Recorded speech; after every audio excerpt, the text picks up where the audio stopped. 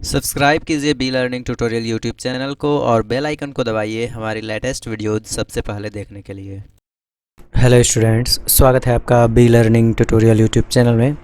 आज के इस वीडियो में हम गणित कक्षा 10 अध्याय 4 जिसका नाम है द्विघात समीकरण क्वाड्रेटिक इक्वेशन, इसके इंट्रोडक्शन और एक्सरसाइज 4A के पहले क्वेश्चन को हल करेंगे।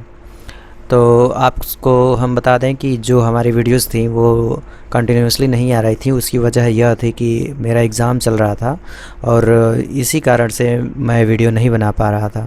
लेकिन अब हमारे एग्ज़ाम जो है वो ख़त्म हो चुके हैं, तो अब आप लोगों को कंटिन्यूसली कक्षा 10 की वीडियो मिलने वाली हैं। तो बने रहिए वीडियो में। चलिए स्टार्ट करते हैं आज के इस वीडियो को। तो जैसा कि आप स्क्रीन पर देख सकते हैं, गणित का अध्याय 4 द्विघात समीकरण कक्षा 10 का हम लोग ये करने वाले हैं। तो चलिए स्टार्ट करते हैं। सबसे पहले आपको बता दें कि हम लोग इसमें सीखने के वाले हैं। तो ये जो है द्विघात समीकरण कक्षा 10 का NCERT पे आधारित है। यूपी बोर्ड वाले स्टूडेंट्स भी देख सकते हैं, CBSE वाले स्टूडेंट्स भी देख सकते हैं। हम इसमें कौन कौन से पॉइंट कवर करेंगे, तो इस चैप्टर में आपको टोटल जो पॉइंट हैं वो 8 पॉइंट कवर करने हैं। अगर आप 8 पॉइंट को कवर कर लेते हैं तो आपका ये जो चैप्टर है द्विघात समीकरण पूरा कंप्लीट हो जाएगा। फर्स्ट पॉइंट में आपका आएगा द्विघात समीकरण की जांच करना। सेकंड पॉइंट में आएगा आपका द्विघात समीकरण को कैसे हल किया जाता है। थर्ड पॉइंट में आएगा आपका कि द्विघात समीकरण का मान कैसे ज्ञात किया जाता है। फोर्थ पॉइंट में आपको आएगा कि द्विघात समीकरण को गुणनखंड विधि से कैसे हल कर सकते हैं। और फिफ्थ पॉइंट में आपको सीखना है द्विघात समीकरण को पूर्ण वर्ग बना के कैसे हल किया जाता है। और सिक्स्थ पॉइंट में आपको सीखना है द्विघात समीकरण को सूत्र की सहायता से कैसे हल करते हैं। और सेवन्थ पॉइंट में आपको सीखना है मूल के लक्षण बताने हैं आपको और विभक्तिकर ज्ञात करना है, मतलब कि आपको डिस्क्रिमिनेंट के बारे में पढ़ना है। अगर हम लास्ट पॉइंट की बात करें तो आपको 2 मूल दिए होंगे, मूलों का योगफल और गुणनफल, और उनके आधार पे आपको द्विघात समीकरण बनाना होगा। तो कुछ इस तरीके से आपको 8 पॉइंट कंप्लीट करने हैं और द्विघात समीकरण आपका कंप्लीट हो जाएगा। ये काफ़ी इंपॉर्टेंट चैप्टर है। इस चैप्टर से आपके 2-3 क्वेश्चन पूछे जाते हैं। एक तो गुणनखंड करने के लिए दिया जाता है और दूसरा आपका विभक्तिकर की जाँच करने के लिए और समीकरण की जाँच करने के लिए दिया जाता है। तो चलिए स्टार्ट करते हैं, पहले क्वेश्चन की तरफ बढ़ते हैं। सबसे पहले बात करेंगे इंट्रोडक्शन की। तो इंट्रोडक्शन में बहुपद किसे कहते हैं, आपने लेसन 2 में पढ़ा हुआ है। बहुपद किसे कहते हैं, कितने प्रकार के होते हैं, घात के आधार पे, पद के आधार पे। तो मैं यहाँ पे उसके बारे में चर्चा नहीं करूँगा। मैं थोड़ा सा जो इस चैप्टर में रिक्वायर्ड है उसके बारे में बताता हूँ। बहुपद किसे कहेंगे, तो ऐसा बीजी व्यंजक जिसके चर पद की घात धन पूर्णांक हो उसे बहुपद कहते हैं। वहीं अगर हम बात करें द्विघात बहुपद की, तो ऐसा बीजी व्यंजक जिसके चर पद की घात 2 हो उसे द्विघात बहुपद कहते हैं। अगर हम बात करें द्विघात समीकरण की, तो ऐसा बहुपद जिसे बराबर का चिन्ह लगाकर समीकरण के रूप में लिखा जाए उसे द्विघात समीकरण कहेंगे। जैसे मान लीजिए कि मैं कोई एक लिखता हूँ इस तरीके से, 2x बराबर 3x + 6, ठीक है, तो ये कहलाएगा द्विघात समीकरण। वहीं अगर हम बात करें बहुपद की, तो बहुपद किसी भी प्रकार का हो सकता है। बहुपद यह भी है, बहुपद यह भी है, ठीक है, बहुपद कोई भी हो सकता है, बस उसका जो चर पद है उसका जो घात है वो धन पूर्णांक होना चाहिए, ठीक है। तो इन सब को हम कहेंगे बहुपद और इसको कहेंगे समीकरण। तो मुझे उम्मीद है कि आप समझ पाए होंगे बहुपद किसे कहेंगे और समीकरण किसे कहेंगे। समीकरण में ध्यान दीजिएगा कि बराबर का चिन्ह लगा होगा और बहुपद में बराबर का चिन्ह नहीं लगा होगा, ठीक है। तो यही होते हैं, लगभग बहुपद और समीकरण इक्वली होते हैं।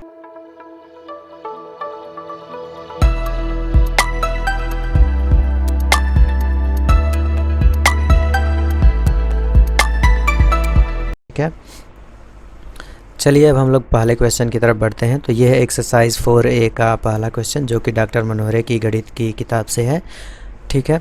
इसमें आपको करना है, जांच कीजिए कि क्या निम्न द्विघात समीकरण है।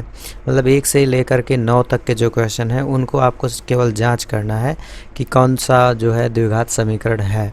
तो कभी कभी आप उसका गुणनखंड भी कर सकते हैं, कभी आप उसका एलसीएम लेकर के भी हल कर सकते हैं, कहीं आप बीजीय व्यंजकों का प्रयोग करके, सर्वसमीका का प्रयोग करके उसे हल कर सकते हैं, ठीक है। उसके बाद से आपको बताना होगा कि वह द्विघात है कि नहीं। तो यहाँ पे देखिए x + 1 का होल स्क्वायर = 2 ब्रैकेट में x - 3 है। तो डायरेक्टली हम इसे नहीं कह सकते हैं कि यह द्विघात बहुपद है। सबसे पहले हम इसे हल करेंगे। तो देखिए ये जो है फार्मूला का निर्माण कर रहा है, जो कि a + b के होल स्क्वायर का फार्मूला है। तो आपने पढ़ा हुआ है a प्लस बी का होल स्क्वायर क्या होता है, a square plus B square plus 2ab। ठीक, ये किसका फार्मूला है, a प्लस बी का होल स्क्वायर का। इसी फार्मूले पे इसी फार्मूले पे इसे ब्रेक करेंगे तो इसे लिख सकते हैं x square plus 1 square plus 2 into x into 1। ठीक, और इधर की साइड भी हल कर लेंगे तो 2x माइनस 6। फिर इसको थोड़ा सा और अरेंज करते हैं तो x स्क्वायर प्लस 1 प्लस ये हो जाएगा 2x और बराबर में ये हो जाएगा 2x माइनस 6। आपने पढ़ा हुआ है कक्षा 8 में चर और अचर यानी कि वेरिएबल और नॉन वेरिएबल। तो उसमें क्या किया जाता है कि चर वाले को एक साइड और अचर वाले को एक साइड। लेकिन जो समीकरण है इसमें आपको जितने भी पद हैं सबको आपको लेफ़्ट साइड में लाना होगा। तो लेफ़्ट साइड में लाएंगे x square plus 1 plus 2x और ये राइट साइड वाला है तो इसको भी इधर लेके आएंगे तो पॉजिटिव वाला निगेटिव हो जाएगा, निगेटिव वाला पॉजिटिव हो जाएगा। जब भी आप बराबर के इधर से कोई चीज़ उधर भेजेंगे सीधे उल्टा होगा, प्लस को भेजेंगे तो माइनस, माइनस को भेजेंगे तो प्लस और गुणा को भेजेंगे तो भाग, भाग को भेजेंगे तो गुणा के रूप में होता है। ठीक, तो देखिए हम प्लस को लेके आ रहे हैं इधर तो ये क्या होगा माइनस 2x, फिर इस माइनस वाले को लेके आ रहे हैं तो ये होगा प्लस 6 और ये अब इधर कुछ नहीं बचा है तो हम लिख सकते हैं बराबर 0। अब ध्यान देंगे कि जो सेम घात वाले पद हैं वो जुड़ें तो जोड़ लिया जाएगा, घटे तो घटा लिया जाएगा। देखिए एक्स स्क्वायर वाला कोई नहीं है तो हम एक्स स्क्वायर को उतार लेंगे। एक जो कि अचर पद है तो यहाँ पे 6 अचर पद है तो ये जुड़ेगा तो जोड़ लेंगे, घटेगा तो घटा लेंगे। तो दोनों प्लस है इसलिए जोड़ लेंगे तो कितना होगा 7। और इसको देखिए x पे एक घात, x पे एक घात, मतलब कि ये दोनों जुड़ सकते हैं अथवा घट सकते हैं। तो एक में प्लस है एक में माइनस है तो घट जाएगा, मतलब कि ये दोनों कट जाएगा तो क्या होगा 0। क्यों 0? क्योंकि यहाँ पे 2x प्लस में, यहाँ पे 2x माइनस में, तो कट करके 0, तो इसको नहीं लिखा जाएगा और बचा कितना 0। बस यही है आपका सॉल्यूशन। अब द्विघात समीकरण की डिफिनीशन हमने बताई कि उसका 2 घात होना चाहिए, बराबर के इधर लगना चाहिए। तो देखिए 2 घात है तो आप इसे क्या लिखेंगे, द्विघात समीकरण है, द्विघात समीकरण है। ठीक, ये क्या है आपका द्विघात समीकरण है। तो कुछ इस तरीके से आपको इसे हल करना था।